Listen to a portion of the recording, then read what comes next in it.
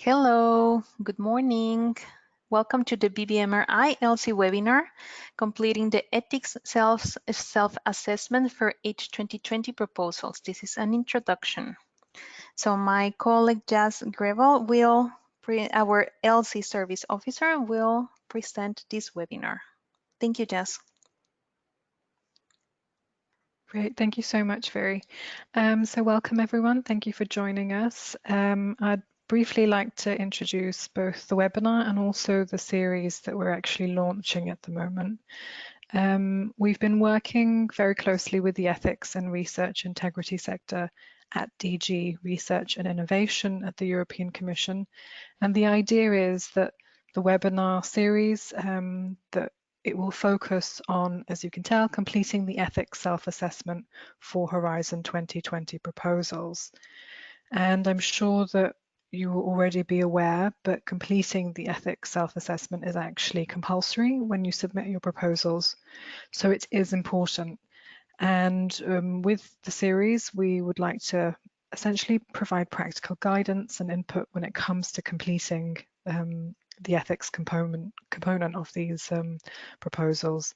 And in future webinars, you'll be hearing from a policy officer from actually the ethics and research integrity sector, who will be giving input from the European Commission perspective, and also some experienced reviewers on specific ELSI topics that you're required to address when it comes to completing your proposals.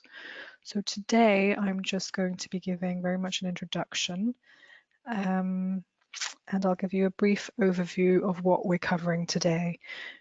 You'll see that I'm not actually going to be going through the specifics of a particular ELSI issue.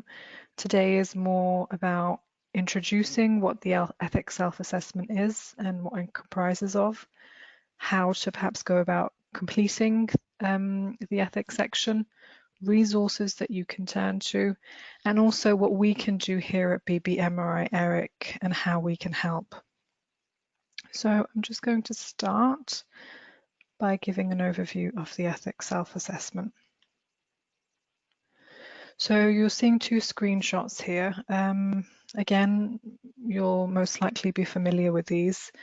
The first on the left-hand side is the ethics issue table, which is in part A, so the administrative forms. And the second is on the right-hand side is the ethics section, which is in the template for the project proposal, which is in part B.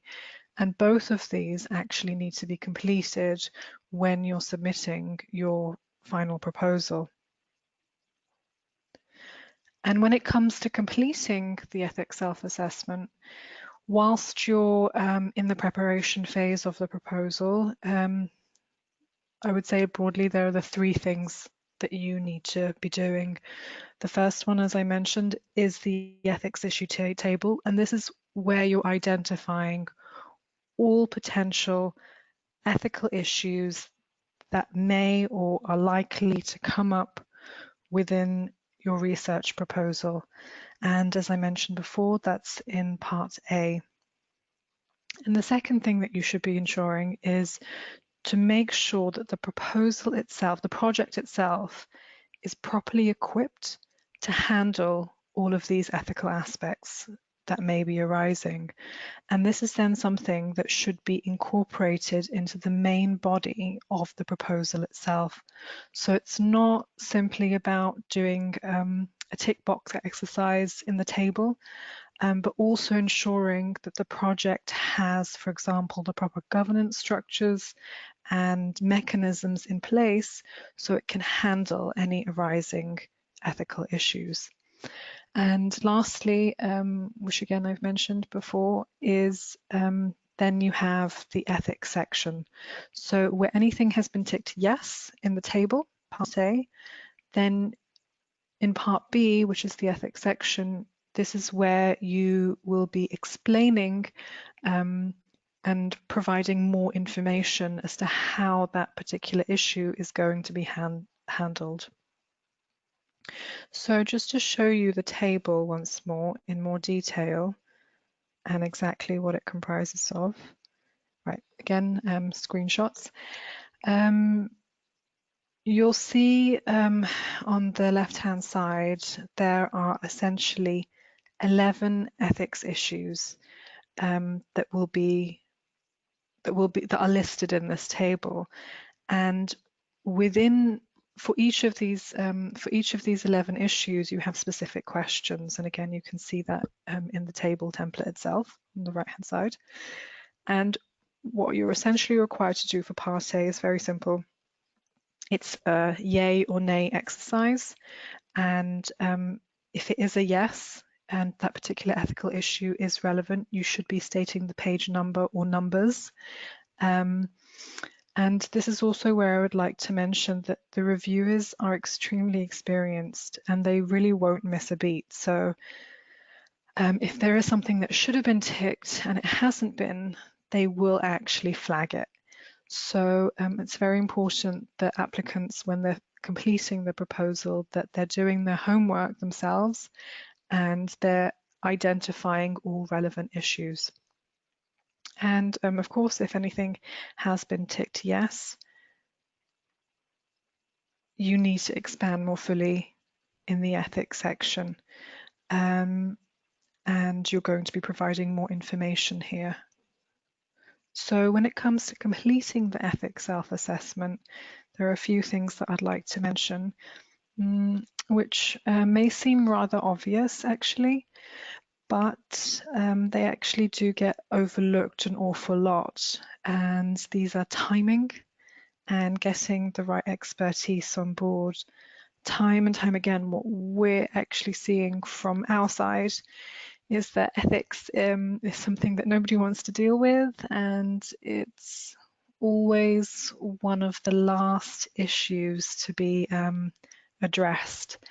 And we would really recommend that you make your lives as easy as possible and start thinking about ethics from the outset, and make sure that you're actually getting the right input from the very beginning so you can identify the ethical issues, think about how to address them within the proposal, and that it isn't simply a last minute add-on at the very end when everyone is in a frantic rush to make sure that they're meeting the deadline, because the reviewers can and will spot this if they feel like it hasn't been properly been addressed. And the last point that I want to make, again, somewhat obvious, but you'd be surprised, is when it comes to structuring the ethics section, so Part B, please think about having, and we would recommend you having, a very clean structure in place when it comes to drafting that section. I've had a few conversations with different reviewers, and what we'd recommend is just make it as easy as possible for them, because this works in your favor. And so a suggestion which I've had from them and which I would also recommend to you is to actually use the ethics issue table that you see in Part A as a framework for structuring Part B. So for example, you're using the 11 ethics issues listed and that I showed you before as headings, and then you can actually go through each one separately and in detail. And something that is worthwhile considering is that even if a particular ethics issue isn't relevant in your proposal, that's okay. You can actually just state it. So keep the heading and state that it's not relevant. And of course, sometimes there will be repetition, but again, that's okay.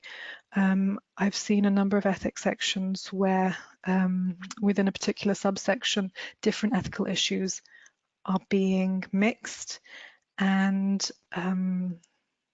again, the advice and suggestions I've received is try to avoid this as much as possible, because it does make it extremely difficult to follow. And again, I'm saying this because it works in your favor if you make it easier for the reviewers to follow the section. And so when it comes to actually completing the ethics section, of course, there's the structure and then there's the content. And again, there are a few points that I'd like to make here. As I've mentioned before, if something has been ticked in the table, this is where it needs to be explained more fully. And you can do this by firstly explaining what the ethics issue is in the context of your project, how it appears in your project, and again, where it appears in the project or in the project proposal. And again, think of the reviewers here and page numbers, state the page numbers. And then, of course, consider and explain how it's going to be handled, how the ethical issue is going to be handled and addressed within the project itself. So this could be by way of governance structures and any informed consent documentation or information. And so this is where you're going to explain how it's going to be addressed. And as part of your explanation, it's not just about listing the relevant laws that apply when it comes to that particular ethical issue. It's really about demonstrating how your particular project is going to comply with any ethical and legal frameworks. So again, from experience, we've seen applicants are simply listing laws. That doesn't really do any good without going the step further and showing that your project is ready and equipped to comply with those laws and how, or any ethical frameworks, and how it's going to do so. And lastly, as I mentioned, if you do have any ethics approval or documentation, include it in the proposal and make sure that you're referencing it within the ethics section. So the other thing that is actually very helpful is a guidance document that I'll mention slightly later on. It's a guidance document released by the European Commission on actually completing the ethics self-assessment. And it provides an ethics issue checklist, again, a screenshot. And you can see from the mini preview here, it goes through each of the ethical issues, each of the 11, and it will assist you in highlighting the information that needs to be provided or the documents that should be provided, and that you're hitting all of the relevant points within the ethics section. And again, we would advise that you turn to this checklist when it comes to completing Part B. So obviously, sometimes resources are helpful, and there are a number of resources that you can turn to both whilst you're preparing for the ethics self-assessment and also during the actual project itself. So I would say a key one, and again, which tends to be overlooked a lot, is your own institution. I've mentioned this earlier, it's really about making sure that you have the right expertise on board from the outset. So do turn to colleagues who have the necessary ethical expertise. There may also be dedicated departments or managers within your own organization.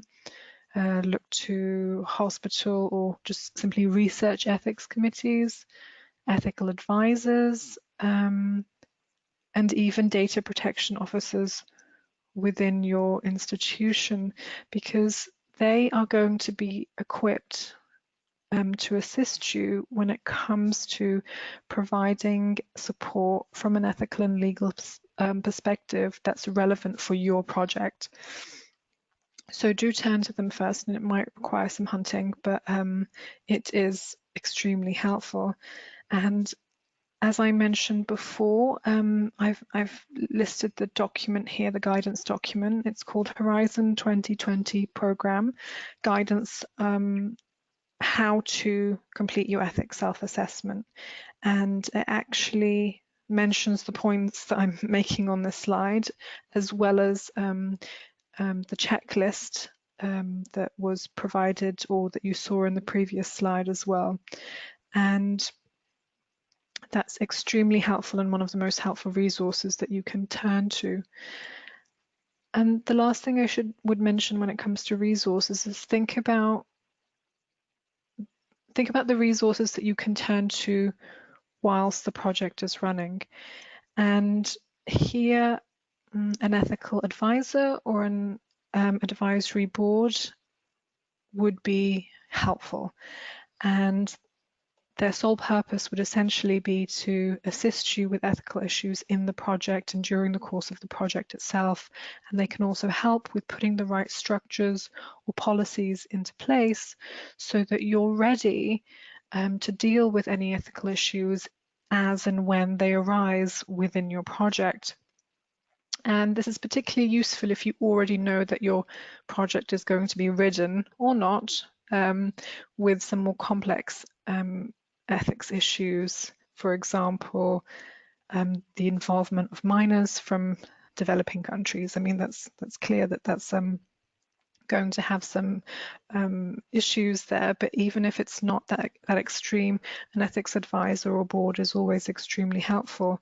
And when you're mentioning this in the proposal, this is showing to the ethics reviewers that you're being proactive and that the project is ready to handle any ethical issues that are going to come up during the course of the project. So that's another point that I would make.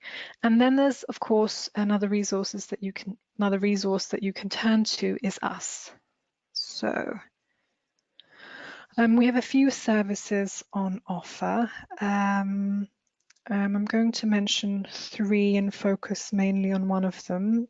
We've got the ELSI Help Desk Network, the ethics check, which will be more relevant in the context of today's webinar, the ELSI knowledge base, and our overall aim is to assist researchers, biobanks, and also other researchers within the biomedical science field when it comes to ethics and law. So please do go and have a look at our website. You can find out more about us here and how we work. It's constantly being updated and uploaded with more content, but I'm just going to focus on the middle column, which is services. So the first one that I mentioned was actually the ELSI knowledge base, and there's a mini preview here along with the link again. And by the way, the webinar is being recorded, and you should actually be able to get the handout as well. So this is an open access platform, and it contains templates, for example, for MTAs and DTAs, practical guidance, how-to information on particular ELSI topics, recordings of previous webinars we've had on data protection, and also we've had another one on, again, MTAs and DTAs. So again, it's constantly being updated, and this can be a useful resource for you too. If you have a particular question, if you do have a particular question, then there's actually the ELSI Help Desk Network. And the idea is, if you do have a general inquiry, please reach out to us. Again, I would recommend that you actually go on the website first, just to obtain more information. If you have a general inquiry when it comes to ELSI issues, email us. And if your question concerns regulation and ELSI practices in a specific country, what you can do is reach out to one of our colleagues and national ELSI contact points, who will be able to provide you with assistance with respect to their own legislative and ethical frameworks. And you'll see a few contacts here. This isn't the whole list. The full list can actually be provided on the website. And if the country isn't listed, then again, please do feel free to email us. So the one that's relevant in the context of today's webinar is the ethics check. And this is specifically a service for researchers who are preparing proposals for Horizon 2020. And what we do is that we essentially provide and offer initial support when it comes to the ethics self-assessment whilst you're preparing for your projects. I should say it's very much an initial input. We provide complementary support amounting to 1 hour's worth of work. And if you do require more extensive input from us, then by all means get in touch and we can come to some kind of agreement. So if you know that anybody would be interested in this or any other services, please do forward them. There is actually a checklist, a criteria in place for the ethics check. The project needs to be transnational, both in terms of the partners and samples and data being sent and received, which is mostly the case when it comes to Horizon 2020 projects. And of course, there needs to be a biobanking component. And again, if you're not sure, please reach out to us. So if you do have a question, or you know anybody else does, or who wants assistance, this is what you need to do. You need to email us, preferably with a little indication that it's to do with the ethics check. And what we ask is that you get in touch with us at least 3 weeks prior to the deadline. I know it's always a frantic rush when it comes to, well, in call season. So, but we do ask that you get in touch with us at least 3 weeks. And what we need from you is the full proposal, a completed ethics issue table in Part A, and a completed ethics section. I should highlight here that we don't complete anything for you. Again, we're here on hand to assist you and provide initial support. We can't do the work for you. Whether you have a specific question relating to the ethics self-assessment, or whether you just want an initial glance from us, that's fine, but we need to make sure that we're receiving these documents. And again, 3 weeks prior to the deadline, and if we don't receive that within the 3 weeks, then we can't guarantee that we'll be able to help, even though we would very much like to. So I hope that you found this helpful. As I mentioned, it is part 1 of an introduction, and there will be a further webinar coming up soonish, and we'll be sure to let you know when the next one is advertised, most likely in November. So yeah, that's it for today. If you have any questions for me, please fire away, but you can also, if you think of a question later, then please do email us, and we'll get back to you as soon as possible. So yeah, that's it for the moment. Thank you. Thank you very much. Yes. Does anybody have any question, comment about the presentation?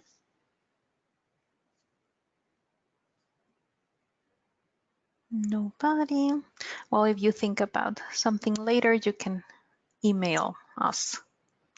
Thank you very much. Yep, thank you, everybody. Thank you. Have a nice day. Bye.